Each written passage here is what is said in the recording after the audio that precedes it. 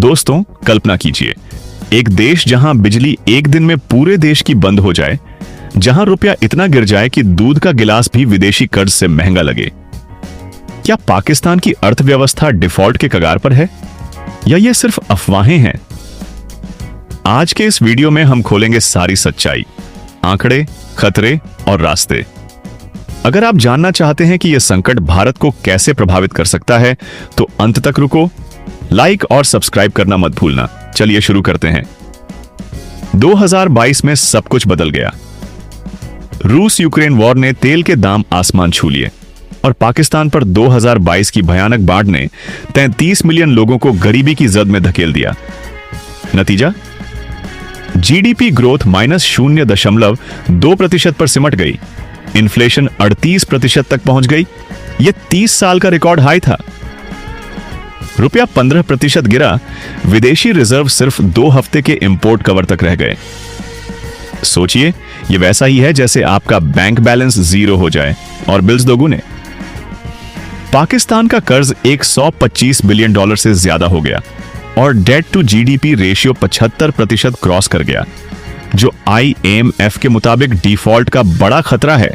2023 में तो हालात इतने बुरे थे कि पूरा देश 12 घंटे के लिए अंधेरे में डूब गया, लाहौर से कराची तक।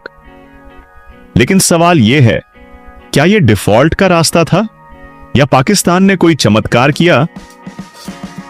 अब 2025 में आइए। अच्छी खबर, पाकिस्तान ने डिफॉल्ट से बचने का जुगाड़ ढूंढ लिया। IMF के साथ $3 बिलियन का स्टैंड बाय अरेंजमेंट पूरा किया और अब लॉन्ग टर्म EFF के लिए नेगोशिएट कर रहे हैं। कम से कम $6 बिलियन की बात चल रही। इन्फ्लेशन अब सिर्फ 0.7%, 30 साल का सबसे कम। ब्याज दरें 22% से घटकर 11% हो गईं और फॉरेन रिजर्व $9.4 बिलियन पर पहुंच गए।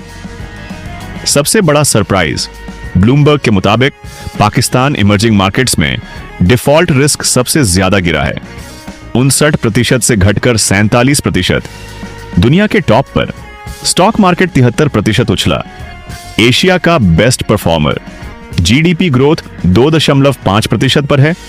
2025 के लिए target 2.7%। Finance minister Mohammad Aurangzeb कहते हैं, यह स्टेबलाइजेशन की कहानी है। लेकिन रुकिए, खतरा अभी खत्म नहीं। IMF कहता है डाउनसाइड रिस्क्स अभी भी हाई हैं। क्यों? क्योंकि स्ट्रक्चरल प्रॉब्लम्स जैसे टैक्स कलेक्शन कम, इंपोर्ट डिपेंडेंसी और पॉलिटिकल अस्थिरता बाकी हैं। अगर IMF डील फेल हुई तो डिफॉल्ट फिर सिर पर। तो रिकवरी है या ट्रैप? अब असली खतरा। डिफॉल्ट का मतलब क्या? CDS प्रोबेबिलिटी 47% अभी भी हाई है। मतलब अगर कर्ज चुकाने में चूक हुई तो बैंक्स, इन्वेस्टर्स सब डूबेंगे। पॉवर्टी बढ़ेगी, 9 मिलियन और लोग गरीबी में धकेले जाएंगे। पाकिस्तान का कर्ज 60% जीडीपी से ऊपर, क्लासिक डिफॉल्ट ट्रिगर। और भारत के लिए ट्रेड वॉर बढ़ सकता है। पाकिस्तान का इंपोर्ट क्रैश होने से रीजनल इकोनॉमी प्रभावित, बॉर्डर टेंशन, रेफ्यूजी क्राइसिस, सब पॉसिबल।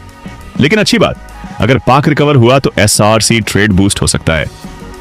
सवाल, क्या पाकिस्तान IMF पर डिपेंड रहेगा या खुद रिफॉर्म्स करेगा? तो दोस्तों, पाकिस्तान की अर्थव्यवस्था डिफॉल्ट के खतरे से गुजरी, लेकिन 2025 में रिकवरी के संकेत हैं। इन्फ्लेशन डाउन, रिजर्व अप और ग्लोबल रैंकिंग टॉप। लेकिन रिस्क अभी बरकरार। IMF डील और रिफॉर्म्स ही बचाएंगे। क्या लगता है आपको, पाकिस्तान संभलेगा या क्रैश होगा? कमेंट्स में बताओ। अगर यह वीडियो पसंद आया तो लाइक थप्पड़ मारो, शेयर करो और चैनल सब्सक्राइब कर लो। बेल आइकन दबाओ नेक्स्ट अपडेट्स के लिए। अगले वीडियो में मिलते हैं ट्रंप का नया टैरिफ प्लान पर। धन्यवाद। जय हिंद।